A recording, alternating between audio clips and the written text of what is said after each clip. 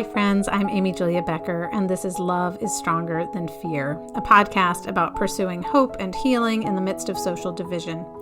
In this season, we're talking about how we can respond to the brokenness in our own lives and in our society with our heads, hearts, and hands. And you can check out my ebook, Head, Heart, Hands, if you want a better framework for these conversations. Today, we get to jump into a conversation about white evangelicalism. And that brings up questions of political and racial divisions, and those are particularly pertinent given our historical moment. My guest is history professor Kristin Dumais, and I'll introduce you to her in a second. But just as a brief introduction, she has really helped me, and her recent book, Jesus and John Wayne, has helped me to understand the cultural forces of evangelicalism and how those forces have played into recent political events.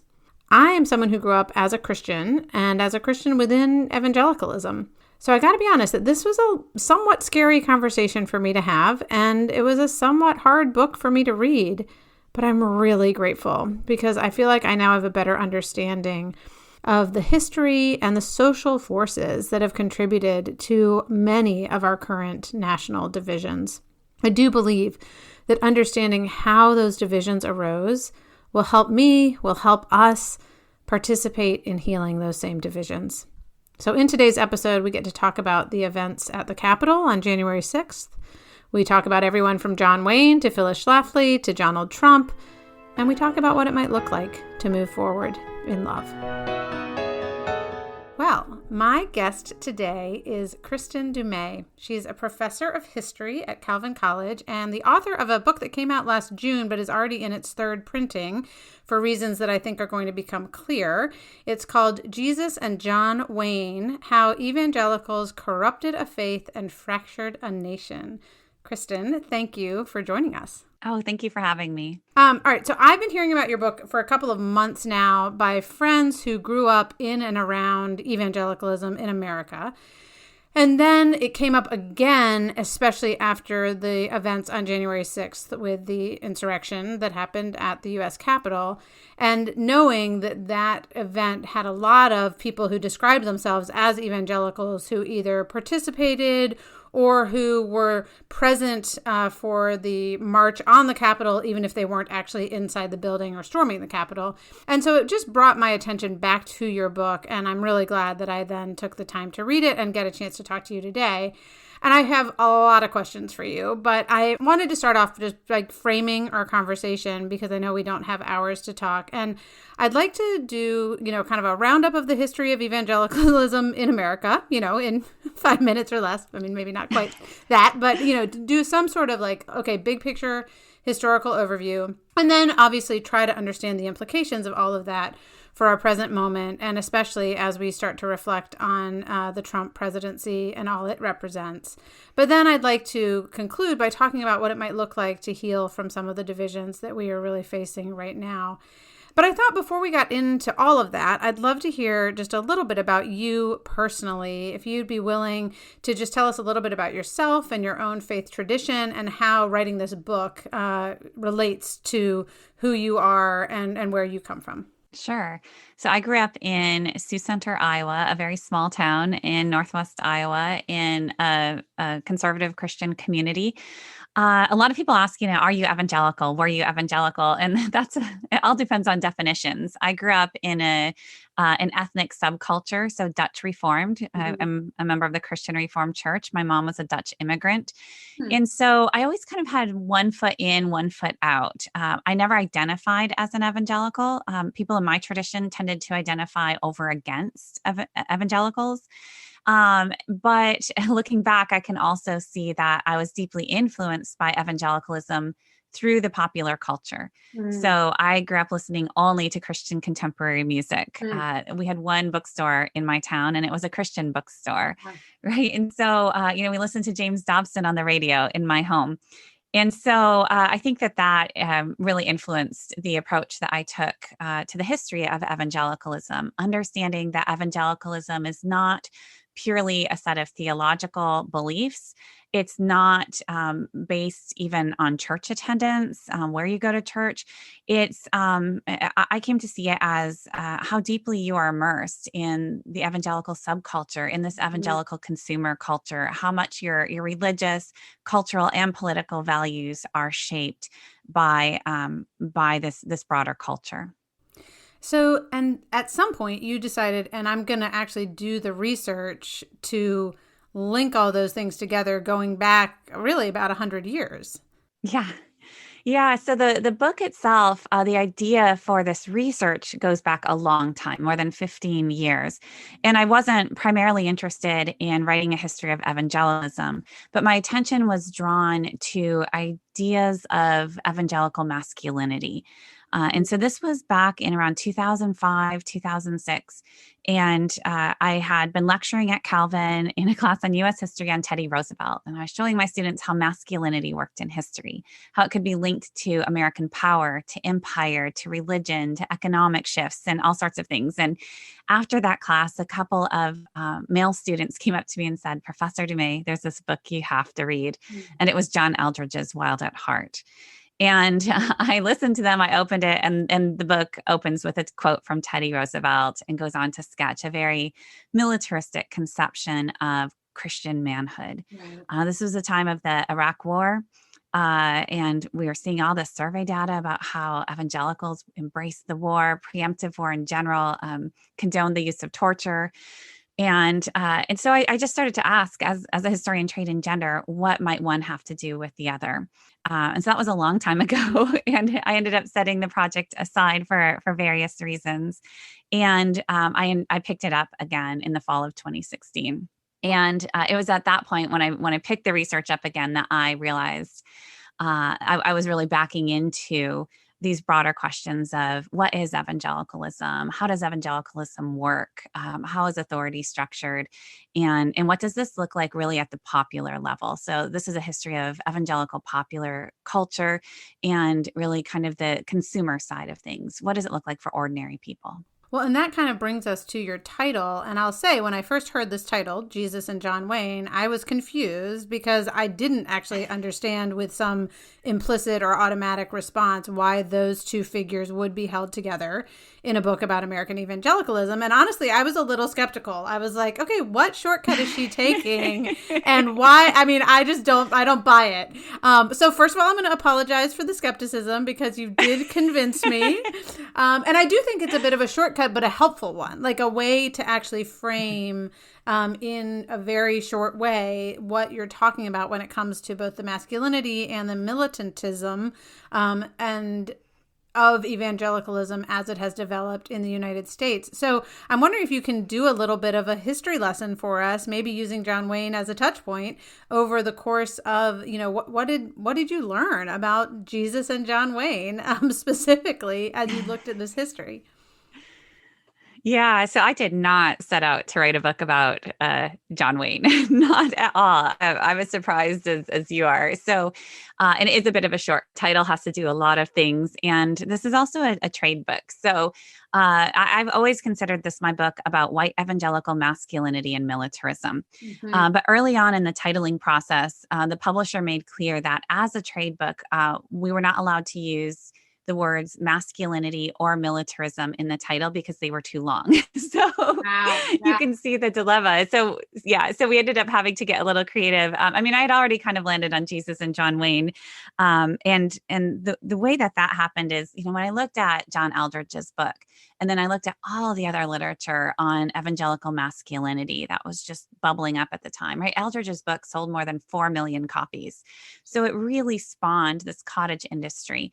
And I was really startled because, I had kind of taken evangelicals at their word. They tend to define themselves as Bible-believing Christians. Mm-hmm. And these books didn't have a lot of Bible verses in them. And the ones that they had were really kind of ripped out of context.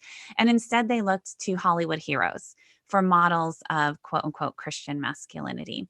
So, Eldredge didn't cite John Wayne, but he loved Mel Gibson's William Wallace from the movie Braveheart. And random soldiers and cowboys and just mythical heroes, warriors. And so many of these other books did the same. And the closer I looked, the more I saw John Wayne just popping up in very unexpected places as the icon of American masculinity and Christian masculinity. And so I became really curious about that. And I traced back through history and came to see how in the post-World War II era, as evangelicals were really consolidating their power, uniting in the National Association of Evangelicals, and they were kind of coalescing around a set of issues. Christian nationalism was the Cold War context, gender traditionalism, so the stark difference between men and women, and for men that looked like being masculine protectors, and for women it meant being vulnerable and submissive. And race was a part of this too. This was always a kind of white patriarchy. And I saw these issues come together in the 1940s, 50s, and 60s. And it was at that time that John Wayne was also at the height of his popularity. And he came to stand for this kind of quote unquote traditional American masculinity, much the tradition of Teddy Roosevelt himself. So John Wayne was a cowboy hero. That's his early stardom, and then he starred in World War II movies where he was fighting the good war, and fighting against the Japanese, and then he starred in the Green Berets where he brought that heroic American manhood to the battlefields of Vietnam, and he really did come to symbolize for American conservatives this kind of retrograde masculinity, this throwback masculinity that came to be a symbol of conservatism and increasingly a symbol of white evangelical masculinity as well. And so what I ended up doing is just kind of tracing this history through the decades from the 1940s up to the present. And we can see consistent patterns where men like John Wayne, men like Donald Trump, to jump ahead in time, and many in between, ended up kind of serving as models of this quote unquote Christian masculinity, this warrior masculinity, this protector for Christians, precisely because they had not been formed by traditional Christian virtue. They were unrestrained by certain biblical pronouncements like love your enemy or the fruit of the Spirit. And for that reason, they were able to fight for Christianity, to defend, to protect the interests of American evangelicals. Yeah, I remember even thinking once I was convinced that John Wayne was the right symbol for what you were talking about, then being so struck as you did quote multiple different sources of these popular Christian books in which there was a direct reference to John Wayne specifically, not just someone who might be like John Wayne, but actually John Wayne. And then there's a photograph in the book of John Wayne's daughter with President Trump. Is that right? Am I remembering that correctly? Yeah. So again, I was like, oh yeah, she did a good job. She got me. So thank you for that. I do want to also, before we move on, stop and define our terms a little bit, because I have been to seminary and I've taken church history classes, and I think that sometimes a kind of theological definition of evangelicalism is different from what you're talking about, which is a more sociological definition of evangelicalism. Yes. And then there's also this idea of fundamentalism, which again, in like a church history class, those were differentiated for me. And I felt like you put them back together in this book for reasons you spell out. But I'm wondering, before we continue, can you explain what you're talking about with the word evangelicalism? Yeah, so I'm really kind of pushing back in this book against other scholars and many evangelical leaders themselves who insist on a theological definition. So the theological definition usually goes something along the lines of the Bebington quadrilateral, as history nerds tend to call it. So this is kind of an approach sketched out by historian David Bebington long ago, a British historian. And so we're talking about the authority of the Bible is central to understanding evangelicalism, emphasis on conversionism, born again, crucicentrism, meaning the centrality of the cross and Christ's atonement, and then evangelism and activism. So acting out out on these beliefs. So that's the kind of technical definition. I fully intended to use that when I started this book. That's kind of what historians do. You say, here's the definition, and then you go write your book. Yeah. But what I came to see is that through personal observation and through my sources, that theology traditionally defined did not seem to be at the core of evangelical identity. In fact, survey data suggests that evangelicals tend to have high levels of theological illiteracy. Many hold views that have traditionally been defined as heresy. And so if that's the case, I wanted to think about why do people self-identify as evangelicals? What does that mean? And I also came to see that if you use a kind of theological rubric, you end up really having a really large bucket that you're putting people into. So the majority of Black Protestants, for example, would check off those boxes. So are they evangelicals? I mean, you can argue such if you use that definition. The majority of global Christians are as well, global Protestants. So, which is fine if you want to define it that way, and you can ask some interesting questions. But when I looked at history, when I looked at kind of lived experience, when I looked at who was actually in community with whom, that's when it didn't make so much sense to pile Black Protestants who largely attended separate churches, participated in a separate tradition, and had vastly different understandings of activism, of political, the political outgrowth of their theological beliefs. It didn't make sense to lump them together in terms of describing a phenomenon that I wanted to describe.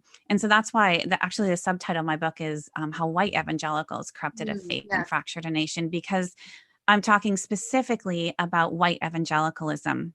And that's a really important distinction. As a historical movement and in terms of cultural identity, white evangelicals, I think, need to be examined, not completely separate from other quote unquote evangelicals, but as a fairly distinct movement. And so that's one of the things in terms of defining evangelicalism. So then how do I define it? I just said how I don't define it according to a theological rubric. I think of it as a series of networks and alliances, and as a consumer culture. So who is evangelical? I came up with a list early on. You might be evangelical if you grew up listening to James Dobson's Focus on the Family. You grew up watching Veggie Tales. You listen to Christian contemporary music. This a whole list of, did you participate in this culture? Were you formed by these values? Maybe you attended a mega church. Did you grow up reading John Piper? Those sorts of things. And I came to kind of map out evangelicalism as a network. And so I actually had 3 amazing research students who helped me with this. And we had big sheets of butcher paper in my office and tons of sticky notes identifying, John Piper, Desiring God, Counsel on Biblical Manhood and Womanhood, the Gospel Coalition, the SBC, Lifeway, Christian Publishing, like all of these things, and then lines and individuals and lines connecting them and just mapping out. And to me, that really is evangelicalism. It's relationships, it's distribution networks. And then we can start to look at what are the ideas that flow along these lines? What are the ideas that will lead to your inclusion in these networks? And what are the ideas that will lead to you being defined out of the fold? And that's really the way that I understand evangelicalism as a cultural historian.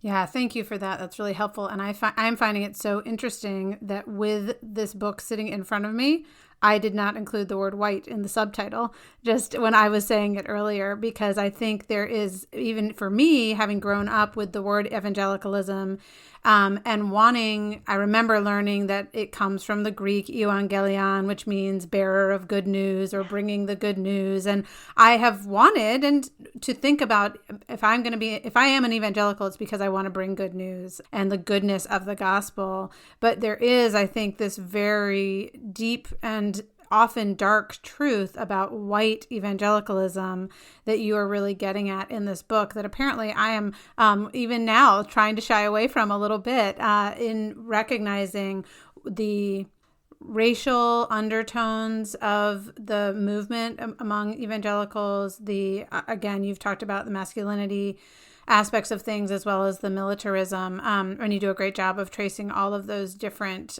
threads in your book. But for me, one of the most compelling ways to recognize that evangelicalism is not just a theological movement is exactly what you just said, that if we look at the theological beliefs of white evangelicals and Black Protestants, they line up more than other sets of groupings, right, that would be compared to one another in terms of theological beliefs. And yet they don't line up in terms of how they understand society and politics, and certainly in terms of who is actually worshiping with whom on a Sunday morning, or sharing life together in a church or community context. So all that is to say, I just appreciate the distinction.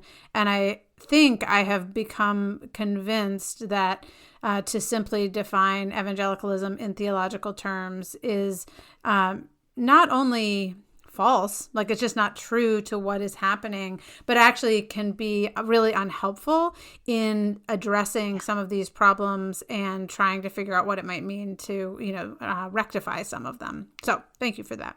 All right. So there's so much more we could talk about in historical terms, but I want to jump over much of that interesting and important ground to talk about our, the past couple of years and Donald Trump in particular, excuse me. You begin the book with a speech that President Trump gave before he was the president at a small Christian college in Iowa.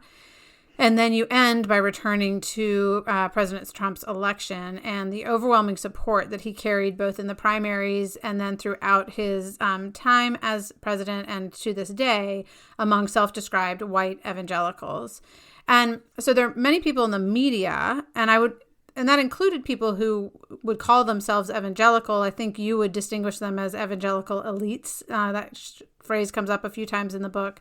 And many people in those segments of the Christian movement were really confused by the 80% of white evangelicals who are voting for President Trump because from their perspective, wait a second, this is a group of people who are known for family values. They're known for taking the Bible seriously. How can they overwhelmingly support a man who's been married 3 times and who speaks crassly about women and who speaks in racist terms about people trying to immigrate to this country? There's misogynistic language, there's militaristic language and practice. And many people, myself included, said, well, that's antithetical to Christian values and specifically to evangelical values. And so what do we do with that? And I think many people, and again, myself included, said, okay, well, this is just about the fact that white evangelicals are so pro-life. Like they just want to put pro-life Supreme Court justices on the bench, and it is just a deal breaker unless that's what's happening. But I think you say, yeah, that's not the whole story. And misogyny and militarism has been a really strong current within evangelicalism for decades that is mirrored in the way in which Donald Trump approached his campaign and then his presidency.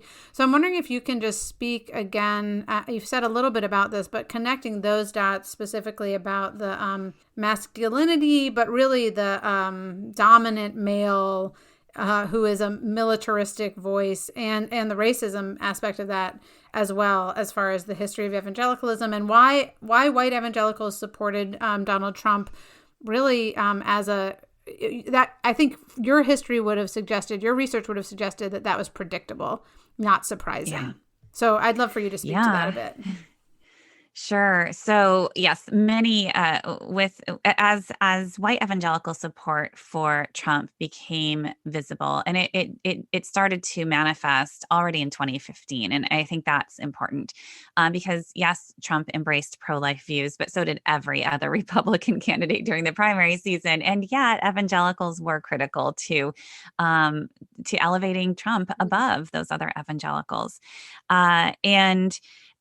so that's part of it. And then the overwhelming refrain was, how could evangelicals betray their values or, clearly this was just transactional support. They were holding their noses.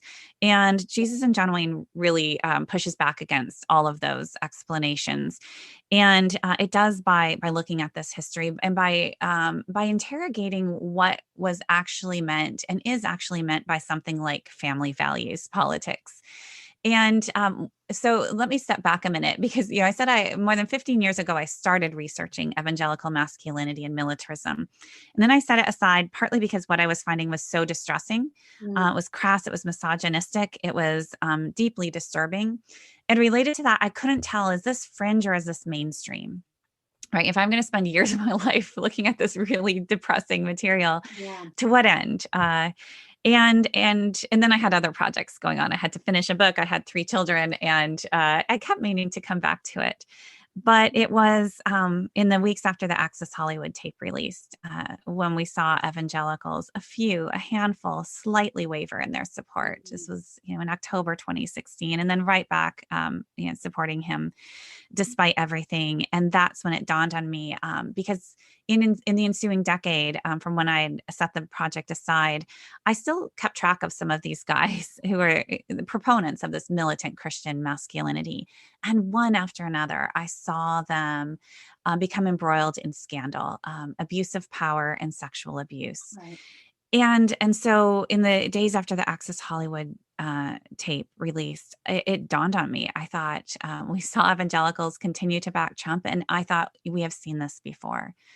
We've seen this so many times before. Evangelicals finding reasons to support abusers of power, to support men who they thought would, protect the faith, protect Christianity, and at great cost to women, to children, and to their communities. And so that was the first thing that kind of connected this for me. And then I started paying attention to the rhetoric I was hearing from evangelicals to explain their support for Trump. There was a little bit of nose holding, not very much actually, either at the top or through his grassroots supporters. I heard a lot of talk about he's our strong man. He is our protector. He positioned himself as such. He's the man who God has appointed for this time, for this hour. He will fight for us. And when I heard that rhetoric, it did bring me back to this history that I had started to trace. A history that revealed to me that even something like family values evangelicalism, which sounds quite lovely, when I looked at it historically and saw how it was really pieced together, I came to see that really at the core of family values politics was white patriarchy, white patriarchal authority. The whiteness was often invisible unless you look to history, and it becomes very visible. And at the core is this assertion of white patriarchal power. And if that's what we place at the core of family values evangelicalism, then it suddenly becomes, not a puzzle and not a betrayal of evangelical values, but in many ways, kind of just the next step. Yeah, almost even a fulfillment of it. Yeah. In light of all of that, I'm curious, you've done all this research, and in light of that, how do you understand what happened on January 6th? It was not a huge surprise to me at all, in part because the rhetoric had just been so pervasive, really stretching back decades and certainly amping up over the last 4 years and then the previous months.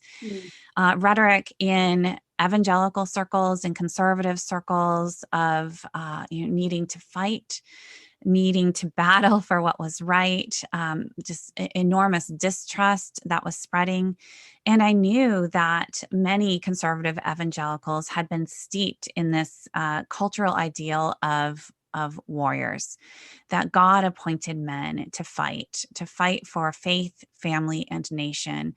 And it doesn't take a lot always to slip from metaphorical battles to actual battles. We saw that again in the early 2000s with the Iraq War, that not every evangelical was off fighting the war, but the vast majority of evangelicals were strongly promoting the fighting of that war.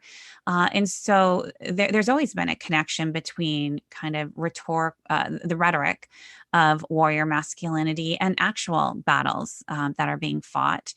And what we saw now is kind of bringing that home domestically. And President Trump certainly helped kind of turn the discourse in that direction. So, I think, as you said, most white evangelicals were not storming the Capitol on January 6th. Right. But what I'm always interested in are questions of sympathies and affinities. Did we see strong denouncements of that violence? We did, from evangelicals, predominantly evangelicals who had been denouncing the administration over the last 4 years in various moments. Among kind of ordinary evangelicals, among Trump's evangelical base, we actually saw very little discomfort with what was happening. And that was something that I took note of, and something that I found very concerning. And where in the midst of all of this, and I'm not only speaking to January 6th, but I realize that we've talked a lot about this kind of hyper-masculine, and that's an important aspect of what we're talking about. But where do women fall in all of this? Because obviously they are, I don't know the demographics, if 50% of evangelicalism is women or if it's higher than that. But where do women fall, and why do they fall where they do in all of this? Yeah, it's higher than 50%, more women than men in terms of evangelicalism. And women's support for Trump is slightly lower than men's support for Trump within evangelicalism, and within the larger population as well. That said, I think it is a mistake to consider that because masculinity is as a motivating factor in support for Trump, and a particular type of masculinity, that means that women are somehow off the hook, because women participate in patriarchy. Women prop up these ideals. And so I have a chapter in my book, early in my book, God's Gift to Man, where I look at evangelical femininity as it's emerging in the 1960s and 1970s with people like Elizabeth Elliot and Maribel Morgan. And then I look at Beverly LaHaye and, some of these really influential women, and how they develop kind of these complementary ideals of quote unquote biblical womanhood or evangelical femininity. So women are passive, women are submissive, women are ultra feminine, and need to support the men in their lives, need to defer to them, need to submit to them, and need to kind of build up their egos so that men can fulfill their God-given roles, which is to lead and to fight. And so I had that chapter, and it was remarkable to me too when I was reading the works of some of these women, particularly women like Phyllis Schlafly, who is a Catholic but kind of can be considered an honorary evangelical for these purposes, and Beverly LaHaye, who is genuinely an evangelical. How often their discussions of femininity, of sexuality, of women's roles were directly linked to the American nation, to Christian nationalism, and to supporting this masculine militarism and militancy, that they really do go hand in hand, from the most intimate details, so sexual relations, to the structure of society, and to making sure that you raise boys who are strong enough to become soldiers and fight to defend the nation. Like, it really is very closely intertwined. It's not just that femininity is this girl thing off to the side, this private matter. This is very closely linked to a broader political agenda. So I do that in the book. I will say, though, that the book is primarily about evangelical masculinity. And so evangelical femininity does take some really interesting twists and turns.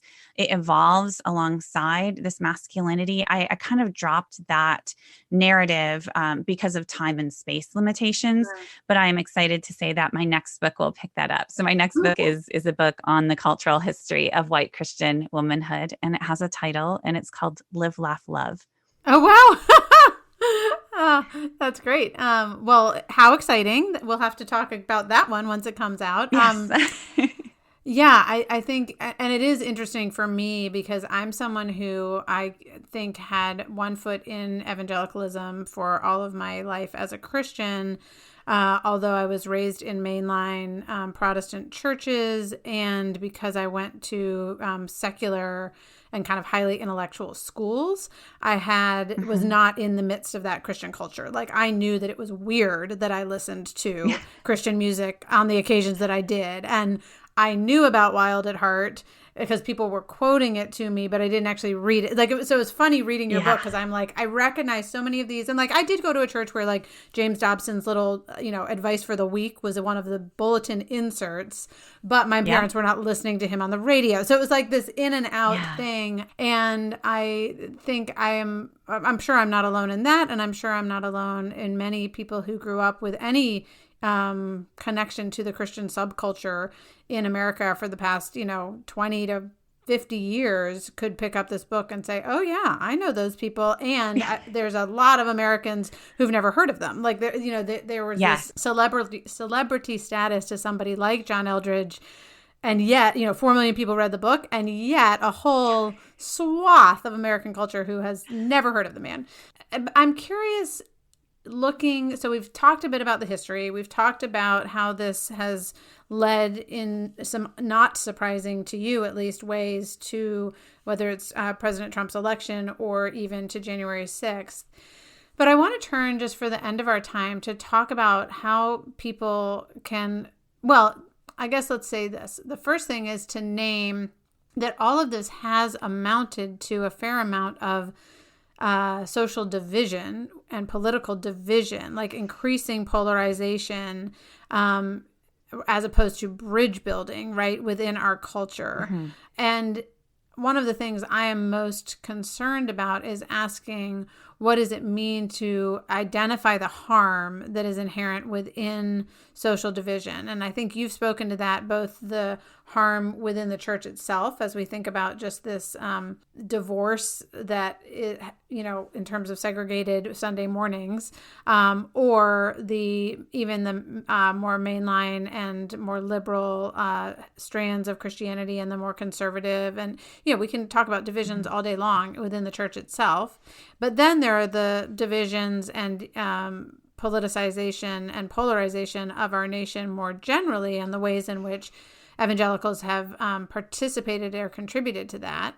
So I'm thinking about all those divisions and about what it might mean to actually respond to them with hope and with healing, to participate in that. And I think, honestly, as much as your book, in lots of ways, it pokes the bear, right? I mean, it's saying there's a big smelly thing over there and we've got to go pay attention to it. But I think that acknowledging harm is the first step towards healing. And I think that's what your book begins to do. So I would love to end by talking about healing, but I wanted to just read the final paragraph of your book because I think it points in that direction. So you write, although the evangelical cult of masculinity stretches back decades, its emergence was never inevitable. Over the years, it has been embraced, amplified, challenged, and resisted. Evangelical men themselves have promoted alternative models, elevating gentleness and self-control, a commitment to peace, and a divestment of power as expressions of authentic Christian manhood. Yet, understanding the catalyzing role militant Christian masculinity has played over the past half century is critical to understanding American evangelicalism today and the nation's fractured political landscape. Appreciating how this ideology developed over time is also essential for those who wish to dismantle it. What was once done might also be undone. I would love to hear you just think a little bit about that undoing, and what that might look like, especially under this heading of evangelical, of good news, of bringing something new and life-giving and redemptive into the world. So, how do you think about undoing some of that harm? Yeah, so the book itself, as you've kind of hinted from its subtitle, chapter titles to the tone of the book, is not a gentle book. It's been described by one reviewer as urgent and sharp-elbowed, and I think that gets it exactly right. And at the same time, or because of that, despite that, I don't know, it's been remarkably popular with evangelicals themselves, with conservative white evangelicals, which is not necessarily something that we anticipated when we released the book. And I've been so heartened by the responses of so many, the humility with which people are receiving this book. People who have absolutely lived and breathed this this cultural evangelicalism. I mean, the week it released, I started getting letters. I still get several a day from readers, most of whom are evangelicals or former evangelicals who say some version of this is the story of my life. And then they go out and sketch like how their own life has mapped onto this history. And at the same time, they say, and thank you for this, for finally giving me eyes to see, right? They participated in this, sometimes knowingly, sometimes unknowingly, usually some combination of the two, and never fully understood. Like one man wrote, I bumped into so many of these trees, but I never saw the forest until now. And so I think that one of the things this book does is it helps people understand what they themselves have participated in, what they have been complicit in. And again, the humility with which people are receiving this has been really astonishing to me. And so I mean, one of the things is simply just the power of history. And that's what that last sentence kind of points to. Once you see how things came to be. I mean, the first part of that is understanding that things didn't always look this way. There were times when conservative evangelicals thought masculinity looked quite different from this. There were times when conservative Protestants were not militaristic. There were conservative Protestants who were pacifists in the First World War. There were conservative Protestants who did not embrace, who actively rejected Christian nationalism, right? That you have all of these different narratives, and that's a starting place. And then we can start to see, well, how did we get to where we are now? And what we see is there were many choices, active choices that individuals made at different junctures, often for the purpose of enhancing their own power. And we can start to see how all of this came together. Then I think we are in a place where we are freer to ask, is this where we want to be? Is this how evangelicals, how Christians ought to engage our neighbors, ought to engage the other, however we define the other? What has this militancy, this militant posture of Christian manhood done not just to Christian men, but what has it done to Christianity? And one of the things that I saw, which gets at the corrupted of faith part of the subtitle, which is actually it's a theological claim, not a historical claim. I'm talking directly to Bible believing Christians through that, saying, okay, let's look at the Jesus of the Gospels. We see how this ideology transforms Jesus into a bloody sword-wielding warrior with tattoos down his leg, charging into battle, right? And so we see the explicit rejection of pretty clear biblical passages like turn the other cheek. No, thrown away, doesn't apply in this situation, right? We see this I think, distortion of biblical Christianity. And once we see how that came to be, I think it frees us to maybe or disconnect our own identity from this ideology, disconnect our own faith from all of this baggage, because for the longest time, these values had been packaged and sold as just plain Christianity. This is what Bible-believing Christians do. This is who we are. This is what we value, and this is how we act. And I think the history here helps us to see, no, there's a lot of cultural baggage here. And we can be faithful Christians, more faithful Christians, if we're able to identify that and address that. So I would say in terms of divisions, this book does shed a light on how evangelicals have increased the polarization through this militancy, through this us versus them mentality.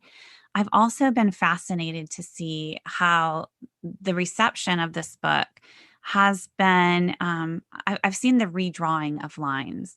I've seen many conservative evangelicals, again, I would not have expected to embrace this book, embrace it and promote it. And I see the active rethinking of the boundaries that had long ago been drawn of who is inside Orthodox Christianity and who is outside, along divisions of race, of racism, gender, sexuality, that I think there's an openness now to thinking, what is the good news and what should that look like? and how much should it actually entail building walls and drawing stark divisions and excluding people from our communities. And so, I mean, it's too early to tell perhaps, but that's something that's been fascinating for me to watch play out. Well, thank you for the contribution, because I believe it is, and I can tell just from what you've described about the response, there is a healing that happens even in acknowledging the wounds, right? I mean, and as with so many things, where if we are looking for power and control, that ends up causing a lot of harm, just socially, like for whoever is actually doing the power grabbing, but also for everyone who's around them. And we see that on these micro levels whenever another church scandal erupts. But we also see it in a family system, and we see it in a broader sense in our culture. But at the same time, I think about, I've been teaching a Bible study at my church about the healing stories in the Gospel of Luke. And just this past week, we were looking at Jesus healing on the Sabbath a man with a shriveled hand. And he insists that the man hold his hand out. Like there's this sense of make it visible. And then Jesus heals. And I just think about that in terms of making so much visible that honestly, even as a reader, there's a part of me that's like, oh, did you have to bring up Billy Graham? Did you have to bring up, I don't want to know that, right? Like there's some part of me that feels really protective of this history. And certainly you're not doing it in order to condemn all the people. It's just in order to say, guys, let's look at this, because if we don't understand how we got here, then we're just going to keep going in this direction. And I do believe there's like great hope for healing and restoration and change that is more true to bearing faithful witness to the gospel of Jesus, and not to the gospel of Jesus and John Wayne, and that I think is, at least that would be my desire, would be to bear witness to the gospel of Jesus, not to any other gospel. So thank you for the work that you've done to make that more possible. Oh, thank you so much. Well, we're really glad to have had you here today. And I know you're heading into a busy semester as a teacher, and you've obviously got another book to write. So best of luck with all of that. And I hope we'll get to talk again. I don't know whenever that's coming out, but we will look forward to that. Oh, thank you. I really appreciate your own work too. And it's been a delight to get to talk with you today. Thanks again for listening to Love is Stronger Than Fear. You can reference the show notes for a transcript of this conversation, and I would love for you to share, subscribe, rate, review this podcast so that more people can join our listening community. I always want to thank our co-host, Breaking Ground, my editor, Jake Hansen, my social media coordinator, Amber Beery. They all make this happen, and I'm really grateful to them. And I'm thankful for you, the listener. As you go into your day today, I hope you will carry with you the peace that comes from believing that love is stronger than fear.